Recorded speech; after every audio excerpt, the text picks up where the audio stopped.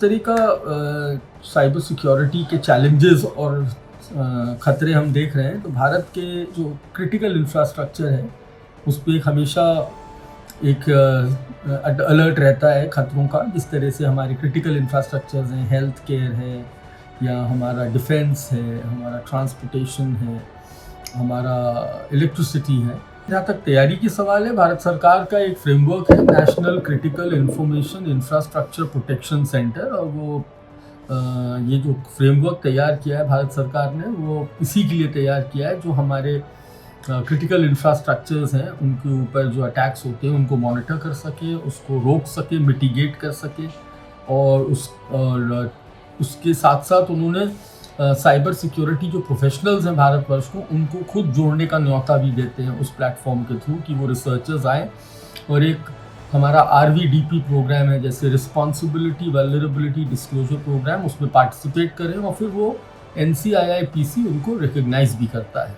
अभी आपने सुना होगा अमेरिका की एक कॉलोनियल गैस पाइपलाइन को रैंसमवेयर से अटैक किया गया और $4.4 मिलियन की फिरौती देनी पड़ी उसको वापस कार्यरत करने के लिए। लेकिन ये हमेशा से बनी हुई है चुनौती। इंडिया में भी हमने कई बिजनेस पे, कॉरपोरेट्स पे अटैक है, उसके लिए एक बहुत अच्छी साइबर हाइजीन की ज़रूरत है।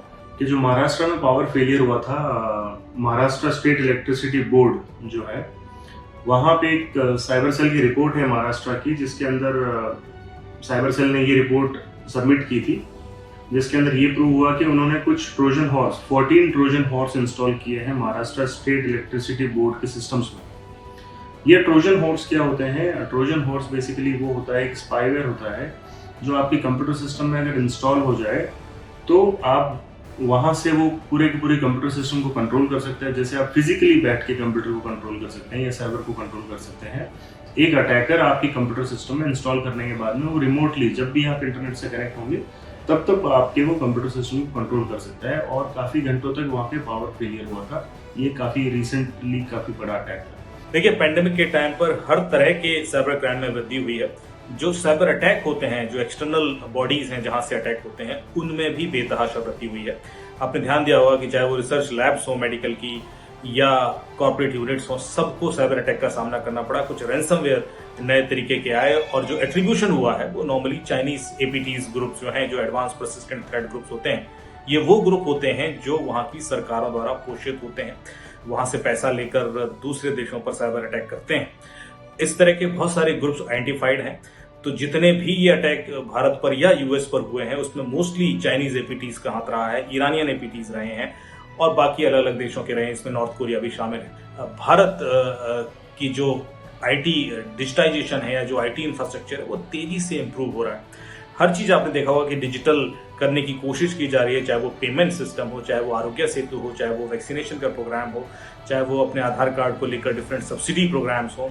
इस वजह से जो नेबरिंग कंट्रीज हैं वो उन सब क्रिटिकल इंफ्रास्ट्रक्चर को टारगेट करते हैं और वो एक भारत का उसमें नंबर काफ़ी ऊपर आ जाता है। पिछले साल का यदि डेटा देखा जाए तो करीब 13 लाख साइबर अटैक भारत पर हुए हैं।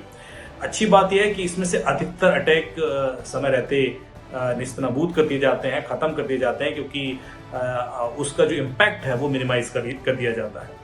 लोगों तक बात पहुंचती नहीं और हमें पता भी नहीं पड़ता कि ऐसा कोई अटैक हुआ था या कुछ गड़बड़ करने की कोशिश की गई थी। वैक्सीन बनाने वाली कंपनी से लेकर चाहे वो पावर ग्रिड सिस्टम्स हो, चाहे लॉजिस्टिक्स कंपनीज हो, हर तरह की कंपनीज पर साइबर अटैक हुए। एक जो ट्रायल चल रहा था बायोकॉन का, उसके सर्वर पर भी अटैक हुआ और उसके बाद उसको आइसोलेट किया गया बाकी नेटवर्क से, और उस वजह से थोड़ा सा डिले तो हुआ वैक्सीनेशन में, जो ट्रायल हमारा चल रहा था उसके रिजल्ट्स आने में। इसके बाद आपने देखा होगा कि जो पावर ग्रिड था मुंबई का, उस पर अटैक हुआ, हैदराबाद के पावर ग्रिड पर भी अटैक हुआ। तो इस तरह के अटैक्स अब बढ़ रहे हैं।